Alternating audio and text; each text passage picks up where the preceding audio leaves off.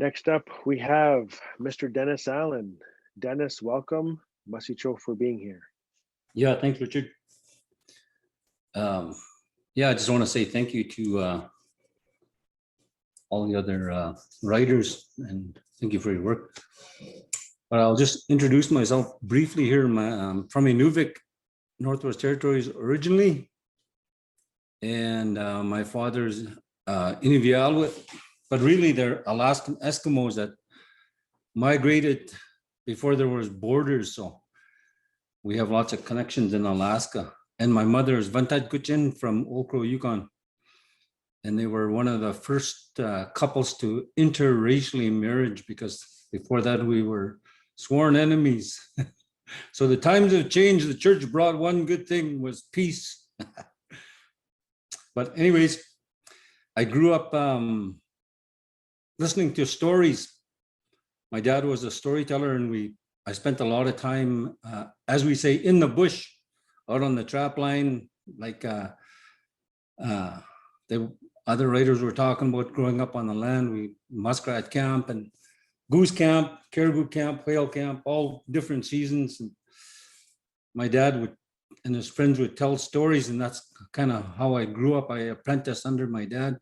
And then in town, my mother would tell us stories about being raised by her grandfather, old Chief Peter Moses, who was chief of the Old Crow Indian people from 1936 to 1954. So that's kind of how I grew up. And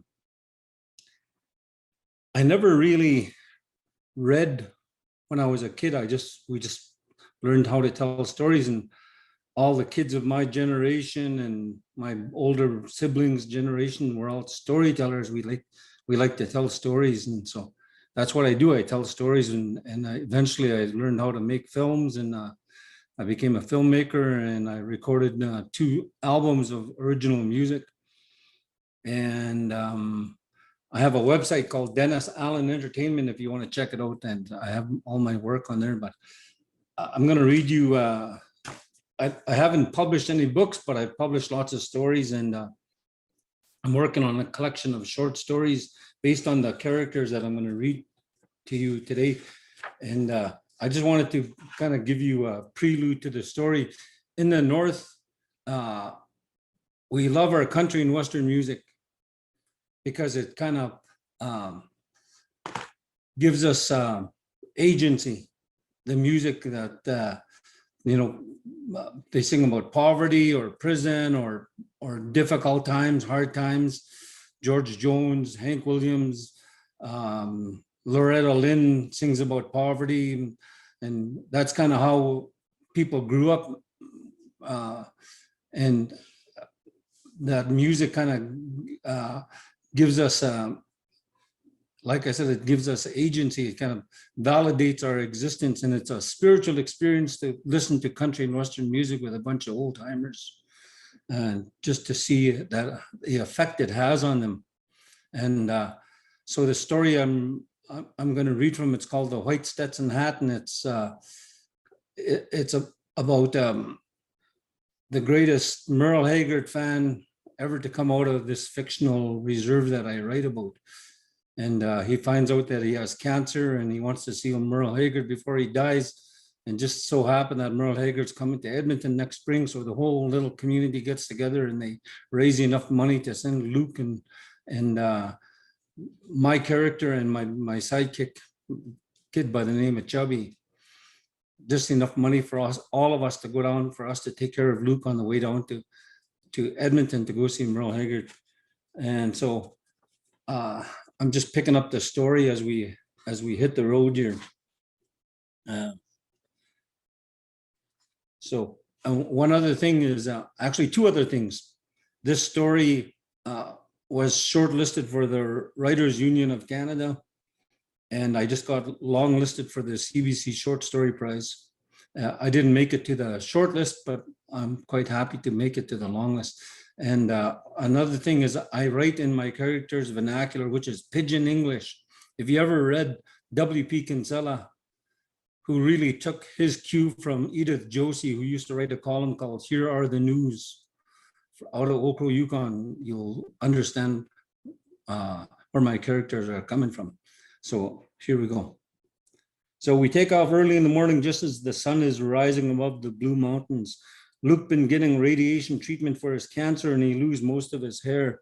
His body shrink, but his skin stay the same, and he look old. How you making out, Luke? I ask him as we bounce along the gravel road. Just keep us between the ditches, he say. He cough and hack a bit before he fall back asleep. To save money, me and Chubby bring along a siphon hose, and we help ourselves to RCMP gas all the way down. That's siphoning. It's called siphoning gas. For anybody who don't know that. We get into Edmonton and check into the Pan American Motel. There's only one single bed, so we fix it up good for Luke, and me and Chubby curl up on the floor next to the heater. The next morning, I asked the old lady at the front desk for directions to the ticket office for Merle Haggard tickets. You better get there early, she say. Every Indian within 1,000 miles is going to be there. She draws a map, and sure enough, the lineup is around the corner. Jacob Bones' wife give us his old wheelchair just in case we need it. When people see Luke in the wheelchair, they tell us to go to the front of the line. We pay for our tickets with a shoebox full of $1 bills and a sock full of quarters. The next day, we bring Luke down to the pawn shops to look for a white Stetson cowboy hat, just like the one Merle Haggard uses. We find one at Alberta Pawn right on 97th Street. Where are you boys from? The old man asks as he take the price tag off the hat. Rabbit Skin Reserve, I tell him, way up north. What brings you down this way? He say as he take a damp cloth and wipe the dust off the brim of the hat. We're going to see Merle Haggard, I tell him proudly. He take a long look at Luke in the wheelchair, and his eyes get sad. He stop and put his head down like he's thinking of what to say.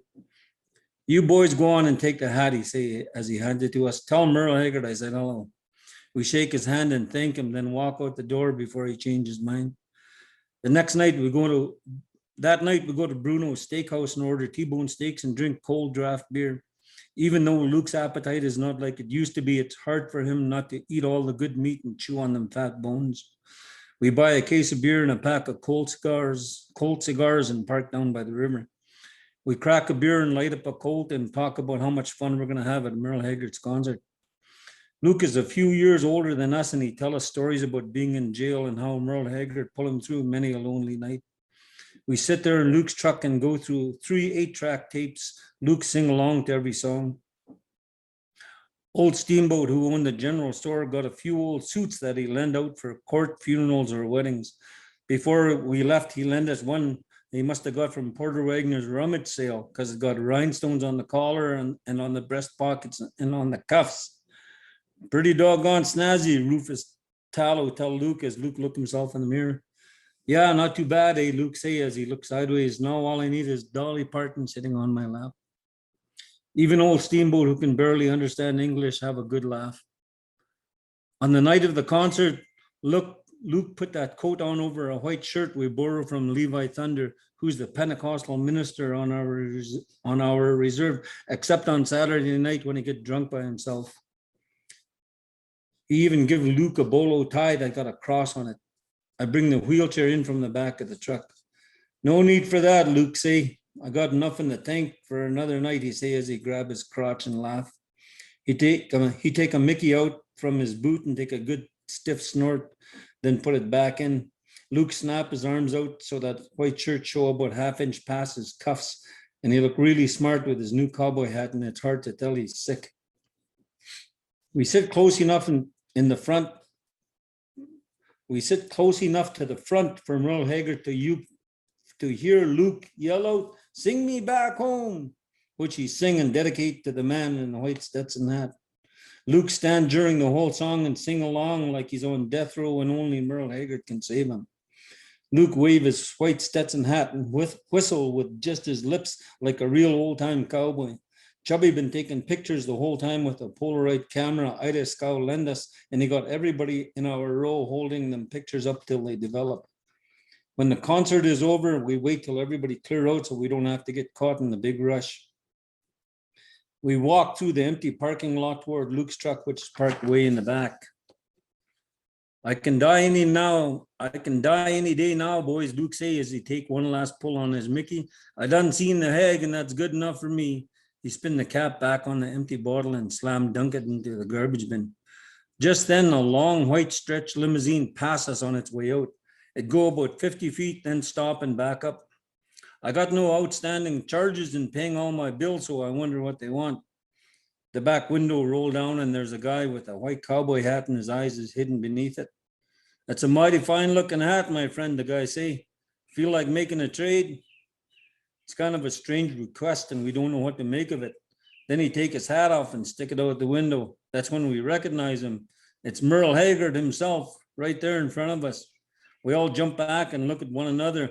We don't know whether to blow bubbles or take a piss. Well, what do you figure, Merle Haggard asked Luke. Luke shake his head and stick his head in the window to make sure he's seeing what he's seeing. He snap up, holy shit, Merle Haggard. Damn right, he say. Like God just offered him another month to live. Then he hand Merle Haggard his hat and take Merle's. You think, I mean, can you, Chubby mumble as he untangled a big clunky Polaroid camera from around his neck. Well, I'm just an Okie from Muskogee, but sure, what the hell, Merle Haggard say as he step out of the limo. His driver take 3 Polaroids of me, Chubby, Luke, and Merle Haggard. Luke shake Merle's hand and tell him how his music keep him from hanging himself in jail in 1977. Merle bow his head for a moment and tell Luke he know the feeling.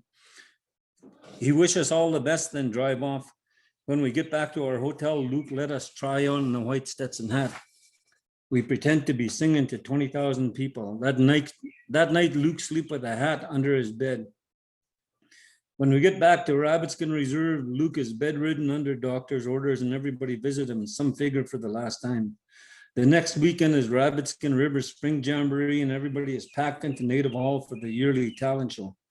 Even though there's a lot of good singers, it don't feel right without Luke singing Merle Haggard songs. The MC announced one of Gideon Shoeshine's boys as the last performer. The lights is low and everybody is quiet to hear Gideon's boy play You Are My Sunshine on mouth organ. Just as he finished, the back door opened. Everybody turned to see who it is, but we can't make them out on account of the truck lights shining behind them. It looked like somebody cradling a little kid in his arms. When they walk in, Butchie Magnuson is carrying Luke, who's wearing Merle Haggard's white Stetson hat and pajamas. He's got a Mickey of whiskey in one hand and a guitar in the other. Everybody watching silence as they walk up to the stage. Butchie plopped Luke down in the chair and saying to the mic, we got one more entry. I hope you don't mind. Everybody kind of in shock to see Luke up there half dead and the other half drunk and wanting to sing. I hope you guys don't mind, but I got one more song in me, Luke half whisper as he repositioned the mic. I figure I better get it out because it ain't doing me no good where I'm going.